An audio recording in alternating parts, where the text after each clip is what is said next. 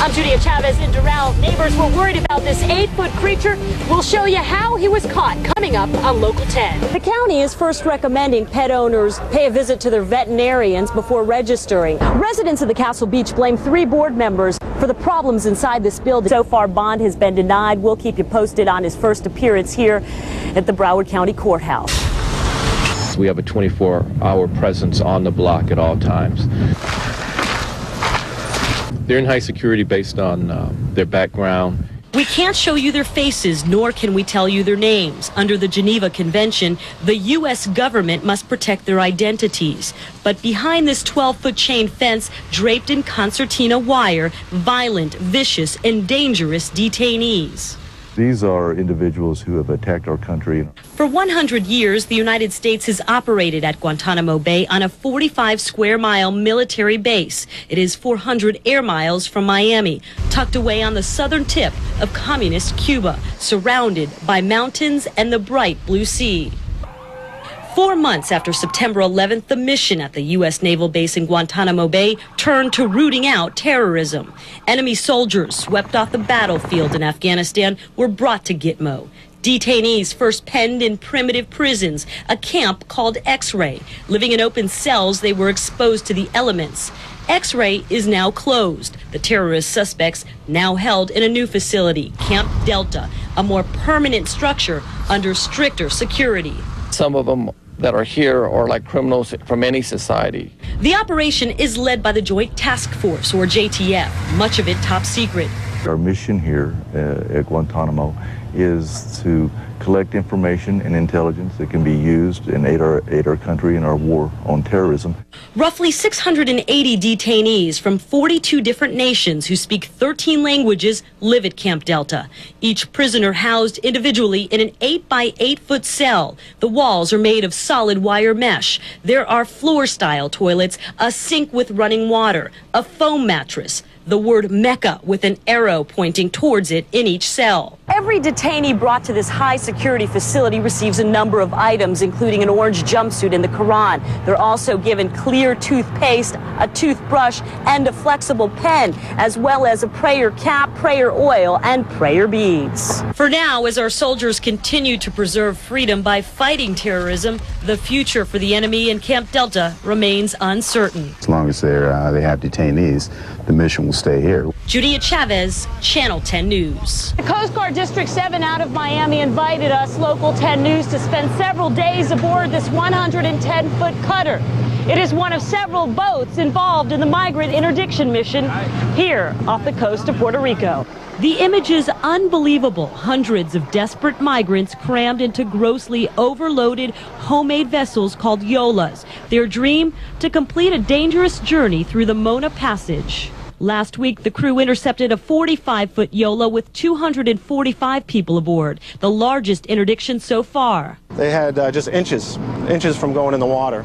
Authorities say the increase of Dominicans departing is caused by a political and economic crisis in their country.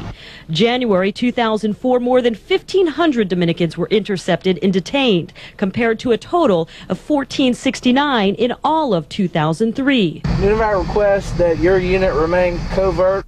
On this clear night, conditions ideal for a migrant voyage, and there is a Yola sighting. We watched our crew prepare to stop a vessel. Trying to catch the captains of the vessel. The crew works in complete darkness. Red bulbs illuminate their maps and radar screens to aid their night vision. It is time to surprise the migrants. Using a small boat, the crew sneaks up and stops them at sea, a group of 27 Dominicans. A United States Coast Guard aircraft spotted the Yola about 20 miles off the coast of the Dominican Republic. They saw a blip on their radar. Our cutter got there about 2 hours later. The people that are operating these things are getting paid good money by the migrants to bring them over. It's the alleged smugglers, authorities say they're after, getting paid up to $500 per person. Intercepting the rest is part of their duty. We're just doing what we're paid to do, and that's protect the borders. This was Cutter Nunavac's last voyage for interdicting Dominican migrants. The boat is officially being decommissioned. As for the crew, they'll be back at sea doing more migrant missions sometime next month on another cutter. Reporting from San Juan, Puerto Rico, I'm Judy Echavez, Local 10 News. Residents had been complaining for nearly a week about that gator in the lake, and we first showed you those pictures at noon.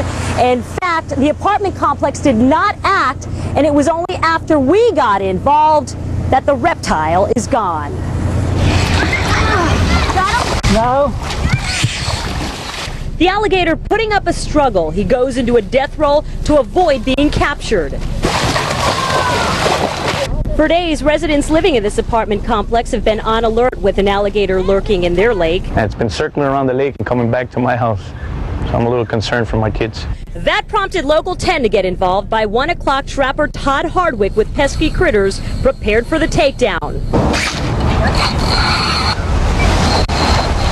This guy put up quite a fight, so Hardwick asked for our assistance and made us an honorary alligator trapper in order to capture this creature. Put one hand here. Okay, I don't want you to do anything but keep it tight, okay?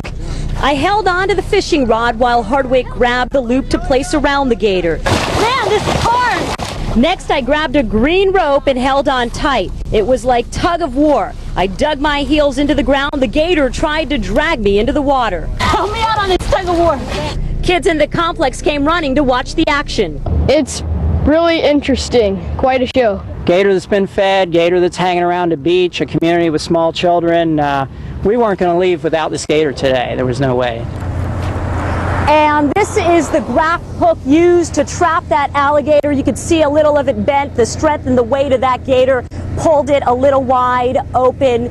And I'll tell you, no shoes, no alligator handbag for me, just a hook is my souvenir. That gator has gone off to a South Dade facility. We're live in Doral. I'm Judy Echavez, Local 10 News. I'm Judy Echavez off the coast of Puerto Rico. We're live in Hollywood. I'm Judy Echavez. We're live in Pembroke Park. I'm Judy Echavez. That's the very latest here in Abaco Islands in Marsh Harbor. I'm Judy Echavez.